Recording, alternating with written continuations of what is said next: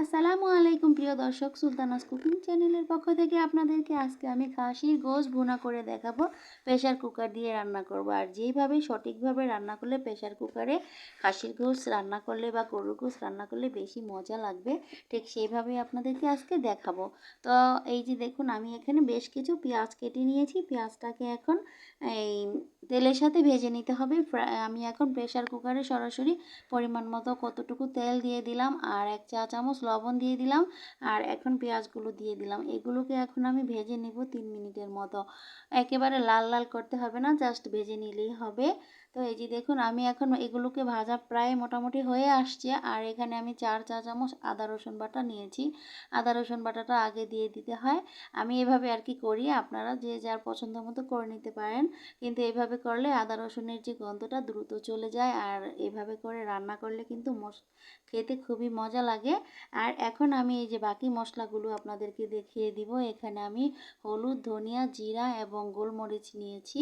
তো হলুদ হচ্ছে এখানে আমার এই 1.5 চা চামচ, আর এই গোলমরিচ এটা হচ্ছে 1/2 চা চামচ, জিরা হলো 1 চা চামচ, আর ধনিয়ার গুঁড়া 2 চা চামচ। এগুলো আমি পরিমাণ মতো মেপে নিয়েছি। আর তেজপাতা 3টা, দারচিনি, এলাচ এগুলো নিয়েছি পরিমাণ মতো।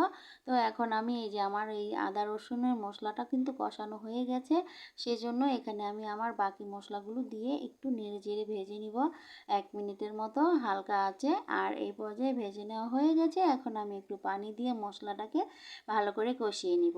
মশলাটাকে ভালো করে কষিয়ে নিয়ে তারপরে আমি বাকি গোশগুলো দিয়ে দিব। তো মশলাটাকে কষিয়ে তেলটাকে যখন চলে আসবে, এই যে দেখতে পাচ্ছেন তেল কিন্তু বের হয়ে গেছে, পানিটা পুরোপুরি শুকিয়ে গেছে। এই পর্যায়ে এখন আমি গোশগুলো দিয়ে দিব, যে খাসির গোশগুলো ধুয়ে পরিষ্কার করে রেখেছিলাম, পানি ঝরিয়ে রেখেছি। তো এখন আমি এগুলো ফ্রাই প্যানে দিয়ে দিচ্ছি, প্রেশার কুকারে আর কি।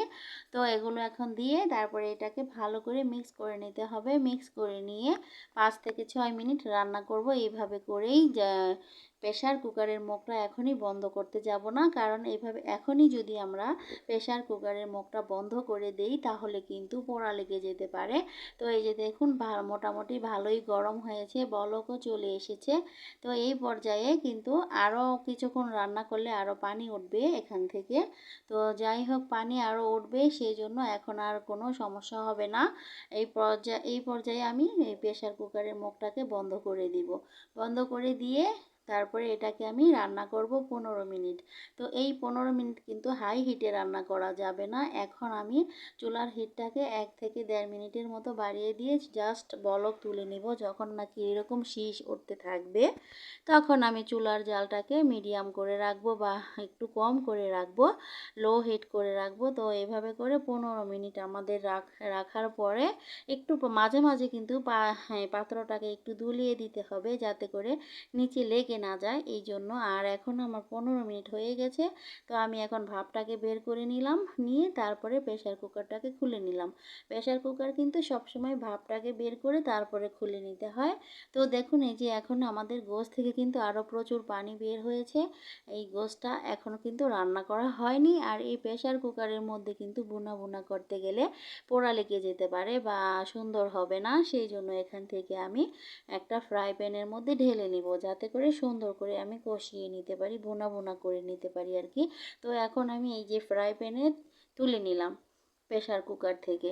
তো এখন এখানে আমি এই যে ঢেকে আরও কিছুক্ষণ রান্না করব। টোটালি আমার 1 ঘন্টা সময় লেগেছে এই গোশটাকে ভুনা ভুনা করতে। আর আমি এখানে 3টা কাঁচামরিচ দিয়ে দিলাম। এখন আমরা একটু ঝাল কম খাই, সবসময়ই বলি। তো আপনারা যারা ঝাল খেতে পছন্দ করেন তারা কিন্তু যখনই মশলাটাকে কষিয়েছেন তখনই কিন্তু লাল মরিচের গুঁড়াটা দিয়ে দিতে পারেন ইচ্ছে করলে। আর যদি সেটা পছন্দ না করেন, আমাদের মতো যারা কাঁচামরিচ খেতে চান তারা কিন্তু কাঁচামরিচটা পরেই দিবেন, তাতে করে ফ্লেভারটা খুব ভালো থাকে আর অনেক বেশি সুন্দর একটা স্মেল আসে তরকারি থেকে। তো এভাবে করে দেখুন, আমি সুন্দর করে আরও কিছুক্ষণ রান্না করে নিলাম অল্প আঁচে।